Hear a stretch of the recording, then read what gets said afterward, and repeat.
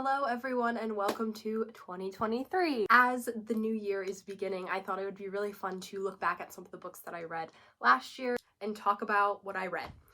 So essentially the books that I'm going to be sharing today are just books that have stuck out to me in my memory, either for good or bad reasons. We're going to be talking about it all. So I have compiled 6 books that I either loved, hated, or just were memorable to me because of some unknown reason. And yeah, I'm going to be just sharing my thoughts about them. And I don't know, hopefully you find this entertaining or get a recommendation out of it. I don't know. Anyway, let's get into it. So the first book that I'm going to talk about is the book You've Reached Sam, which is essentially a YA contemporary about a girl whose high school boyfriend dies, and she, on a whim, calls his phone to hear his voicemail, and he picks up. So the premise to this book was like, oh my gosh, like I can't wait to read it. Also, the cover is like gorgeous, and the design of this book is really pretty. I thought that this was going to be a book that I was gonna have as like a new favorite. It was not.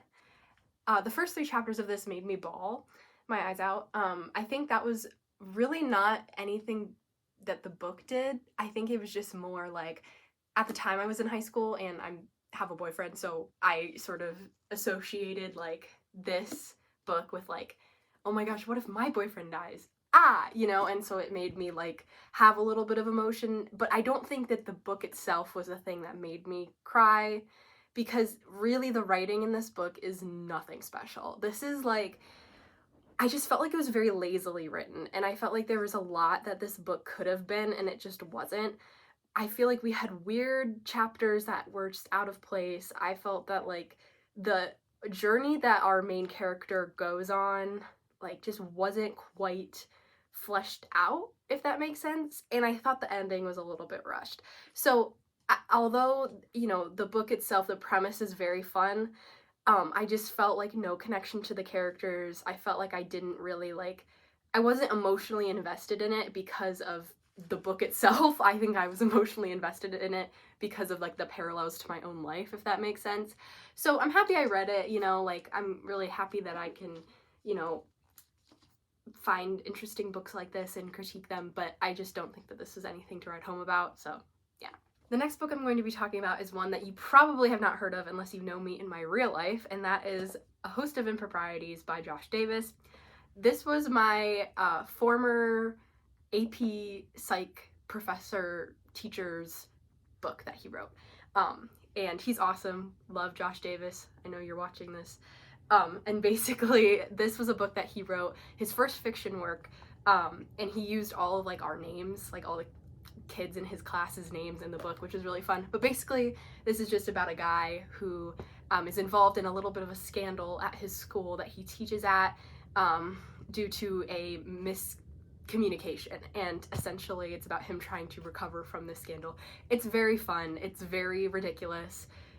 Again, this is his first fiction work. I'm sure things can only get better from here, but it was a very fun read, and obviously I enjoyed it because I know Mr. Davis in real life, and I did enjoy it, and your writing is not as bad as you think it is. So, there you go.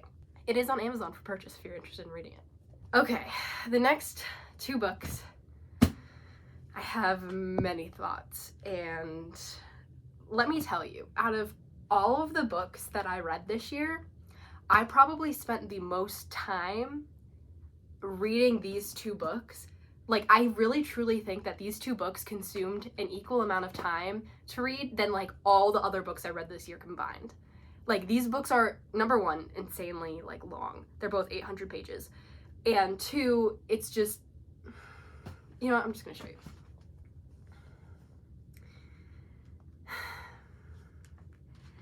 If you are aware of a little-known author called J Maas, you probably already know where I'm going with this. So if you guys didn't know, J Maas is a very popular and widely known author who she's my guilty pleasure, okay? I love ACOTAR. That series, like, really sort of transformed my reading life. It's what kind of got me back into my reading era, if you will. I will read anything that this woman publishes. And truthfully, I do not think that she is like a bad author. I do think that her books are, you know, incredibly well, you know, marketed, number one, but also incredibly well like created, if that makes sense. So like her worlds really do have like this sort of like element to them that makes them seem very real.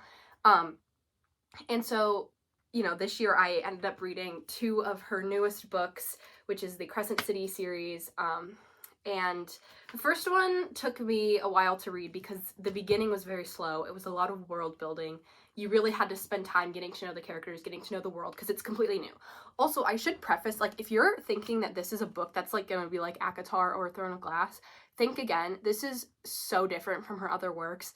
Yes, it is still high fantasy, but it is an urban fantasy. So basically everything that, like, takes place in these books is like set in the future almost. So it's like very modern. There's phones, there's technology. Like, don't expect it to be like some medieval-esque sort of vibe as like some of her other books in terms of like the setting. I don't even know if medieval is the right word to say, but I'm gonna say it anyway.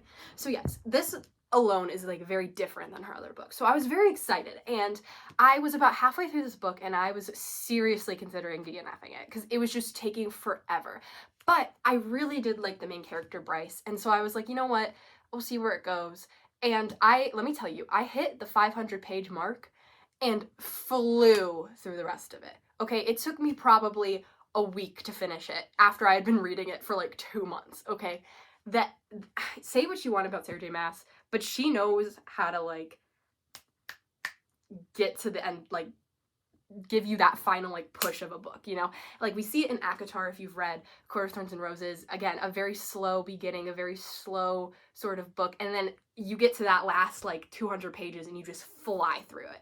So I will give her credit, that was very fun. However, then we got to House of Sky and Breath, which is the second book. I read this book for 4 months. It took me 4 months to read this book.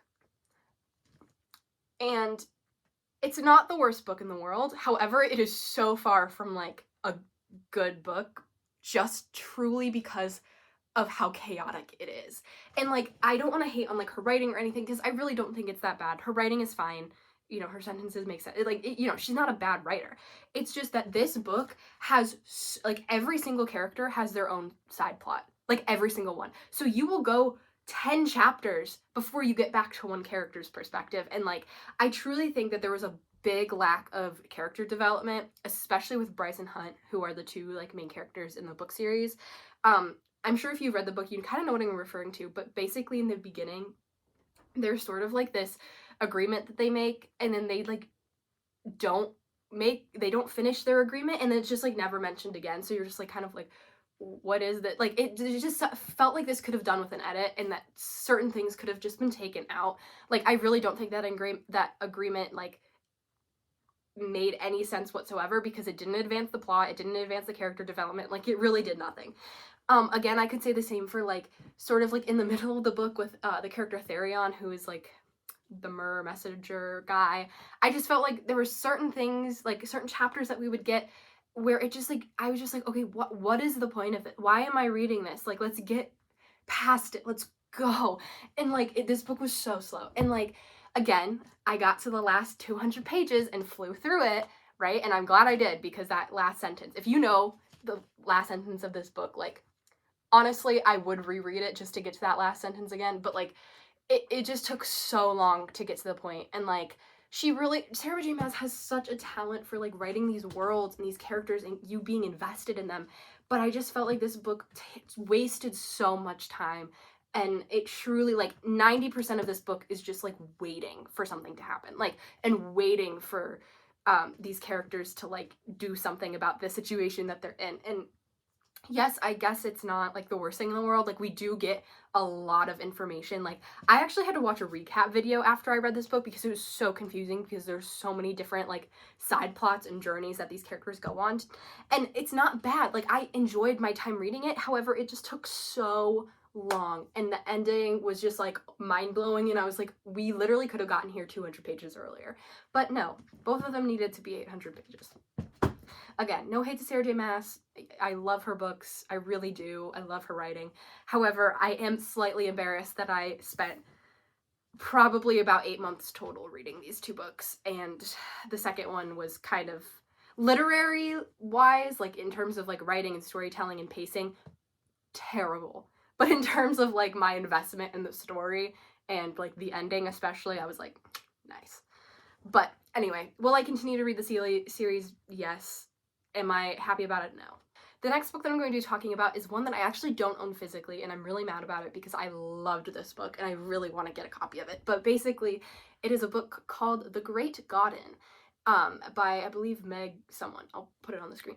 But basically, this book, it's sort of hard to explain. It's really short. So, you know, it's a really quick read, and I really suggest you just like pick it up and give it a go.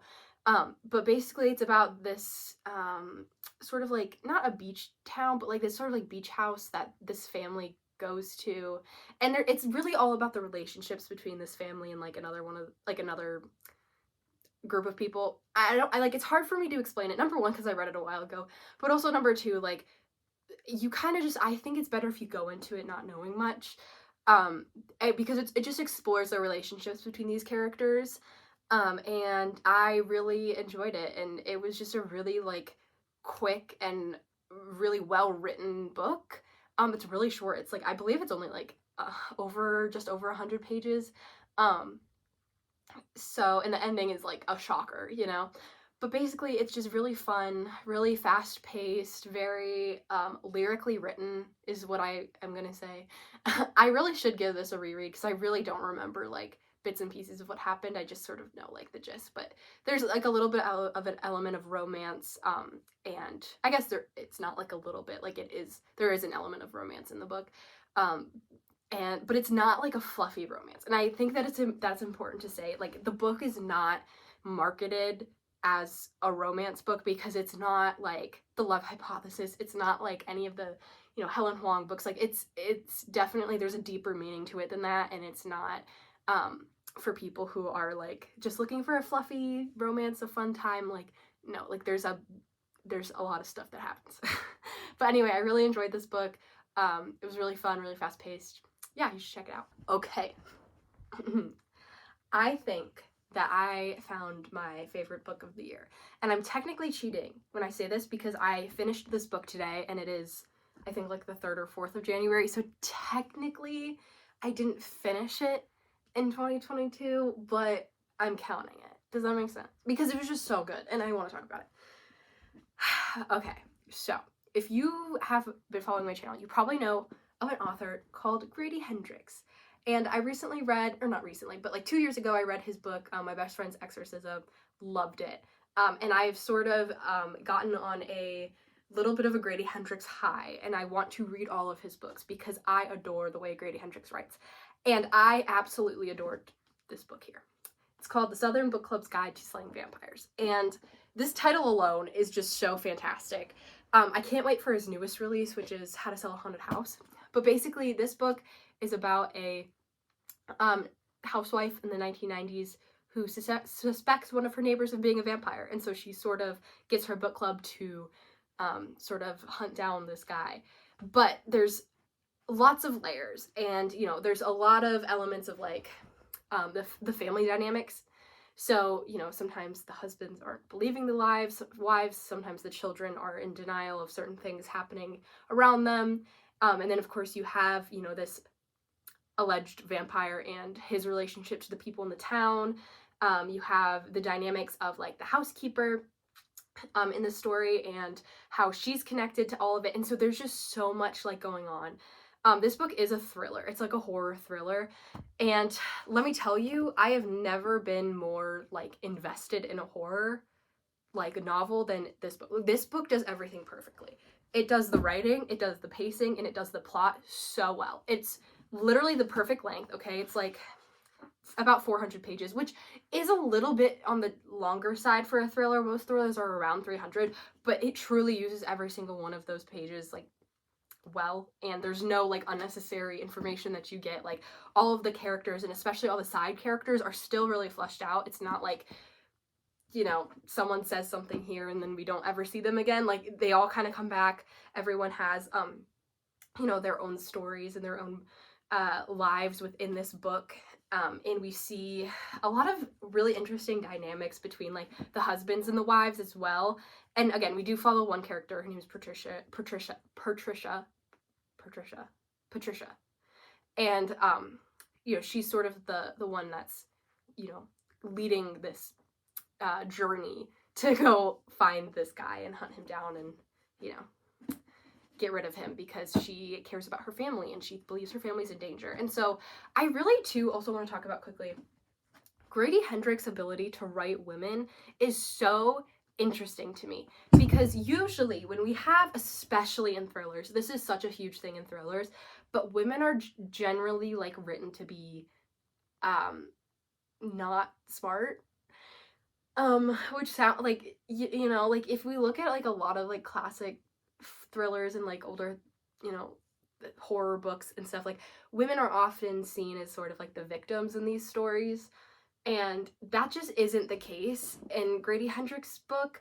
And he almost writes it as through, like, the female gaze. Like, it really felt like we were seeing what Patricia was going through. We were seeing what she was thinking, and, like, her anger of, you know, being not taken seriously and just being written off as, like, a dumb housewife. Like, we really saw that in this book. And so I just think it's so interesting that Grady Hendrix is able to, like, write like that, because it's really, really well done. And I think he also shares that with Alex McAlides, who wrote, like, The Maidens and The Silent Patient. He also writes women very well, and I just think it's very interesting. And obviously nothing is ever going to compare to the way that a woman writes a woman, but I just think it's so interesting, and it was just, like, really, really well done. And I give huge props to Grady Hendrix for being able to write such an incredible, like,